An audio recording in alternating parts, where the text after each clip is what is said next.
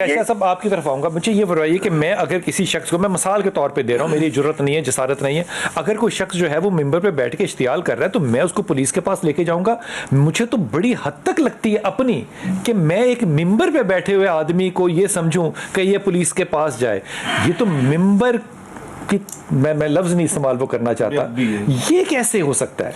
देखें, मैं ये समझता हूँ कि अल्लामा इकबाल रहमतुल्लाह अलैह ने बड़ी खूबसूरत बात इरशाद फरमाई थी कि वाइज़ कौम में वो पुख्ता ख्याली ना रही, बरक़े तबी ना रही, शोला मकाली ना रही, रह तो वाइज़ है क्यों? मैं ये अर्ज़ कर रहा हूँ कि असल में मामला यही है जो भी आपने इरशाद फरमाया कि हमने ज़िंदगी के हर शुबे में पाकिस्तान के अंदर देख लें कि जो स्पेशलिस्ट लोग हैं उनका हम इंतखाब करते हैं, डॉक्टरों के बारे में देख लें, वकीलों के बारे में, लेकिन जिस शोबे का ताल्लुक हमारे ईमान के साथ था, हमारे दीन के साथ था, दुनिया आखिरत के साथ था, वहाँ हमने ये शराइत लगाई। आज अरब मुल्कों में, मैं 1980 में अरब मुल्कों में पढ़ने के लिए गया तो शरह खानगी उनकी बहुत नीचे थी, हमसे पीछे थे वो, लेकिन आज वहाँ सूरत आलिया आप हैरान हो गए।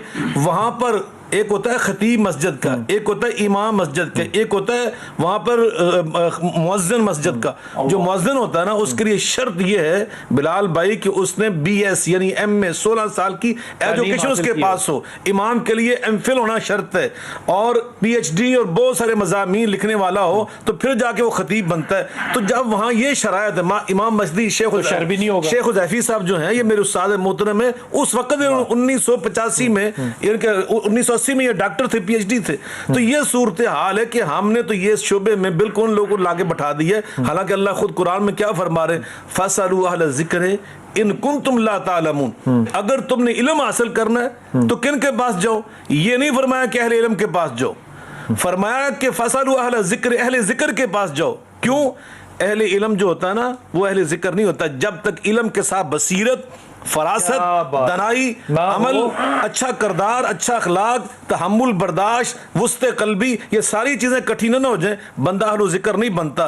जब ये सारी चीजें शामिल हो जाए फिर उसको लाके मिंबर पे बैठाना चाहिए। फिर जब ऐसे लोग मिंबर पे बैठेंगे तो फिर हमें ये शिकायत पैदा नहीं होगी कि मैं थाने में जाके इसकी शिकायत करूं, मैं इसको उठा के थाने में लेके जाऊं। वैक्यूम है जिसके लिए कि ये यकीनन ये हमारी कोताहियां हैं, जिसमें मैं समझता हूं कोताहियों का आपका जिक्र कर रहा हूं। मैं शाह साहब बड़ी अदब और बड़ी, मैं शाह साहब आपकी फारूक शाह साहब, मैं ये अपनी राय जो है ये इस काबिल नहीं है कि आपके कदमों में ये रखूं, लेकिन मैं राय पेश कर रहा हूं आपको, मुझे दुरुस्त कर दीजिएगा। मेरे ख्याल में ये कहना कि किसी ने हजरत अबू बकर सिद्दीक की तौहीन कर दी, मेरे ख्याल में ये तौहीन नामुमकिन है। इन हस्तियों की कहां हो सकती है जिसको अल्लाह सिद्दीक कह रहा है, उनकी तौहीन कर। आप इन लोगों को इनकी कब्रों से, आग से बचाने की कोशिश कर रहे हैं कि ये ना करो, तुम कब्रों में जाओगे तो जलोगे, जहन्नुम में जाओगे तो मरोगे।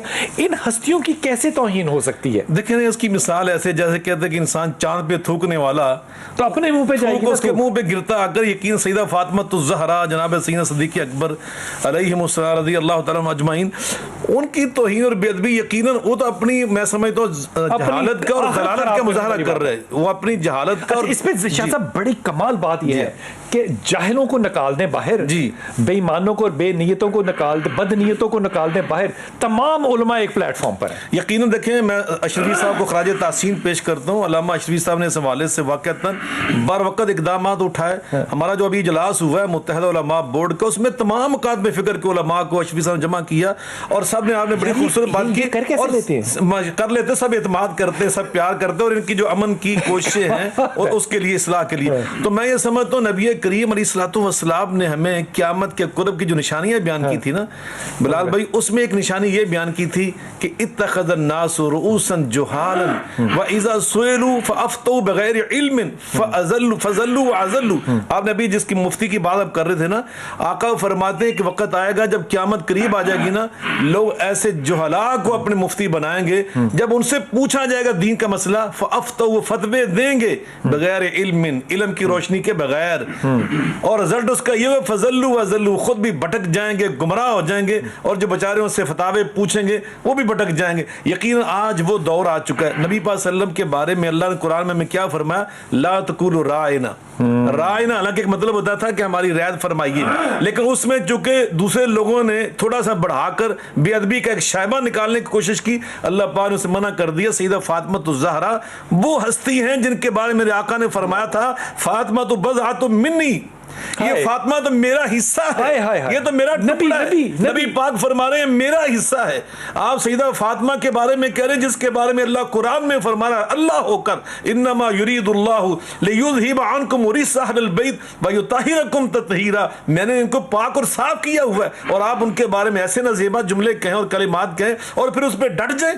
और मैं देखो गलती हो सकती है, आपने बड़ी खूबसूरत बात की, किसी साहिब इल्म से भी गलती हो सकती है। सैयदना उमर फारूक खुतबा जुमा इरशाद फरमा रहे, अमीरुल मोमिनीन ने फरमाया कि तुम हक में ज्यादा बांधने लगे हो जिसकी बना पर तलाकी हो, तो मैं इसको मैं कम करना चाहता हूँ। एक खातून ने जो नाम ही नहीं है, उसने कहा कुरान कह रहा खजाने दिए जा सकते हैं। आपने जिद नहीं की, मुस्कुराए का अल्लाह तेरा शुक्र है मैं भूल गया, खातून को याद रहा। एक साहिब इल्म की निशानी ही होती है वो फौरन रुजू करता है, वो फौरन पीछे पलट जाता है। मैं अब भी कहता हूँ सईदा फातिमा ज़हरा के बारे में नज़ीबा बात कहने वाले को रुजू करना चाहिए, वापस पलटाना चाहिए, अल्लाह से माफी मांगनी चाहिए। आपने बड़ी प्यारी बात की, अपनी आखिरत संवारें। सैयद सिद्दीक अकबर के बारे में नज़ीबा बात करने वाला वो वापस पलटे, तौबा करे, इस्तगफार करे, माफी मांगे। मैं कहना चाहता हूं, वाह वाह वाह, मुझे अशरफी साहब से बहुत मोहब्बत है, यानी हम तालमी दौर से, लेकिन इनके साथ जो सबसे ज्यादा मुझे मोहब्बत का सबब है ना, ये अहले बैत के जो बड़े सच्चे मुहिब है ना, सच्ची बात है, ये मैंने इनके अंदर हुब्बे अहले बैत बहुत ज्यादा महसूस की है।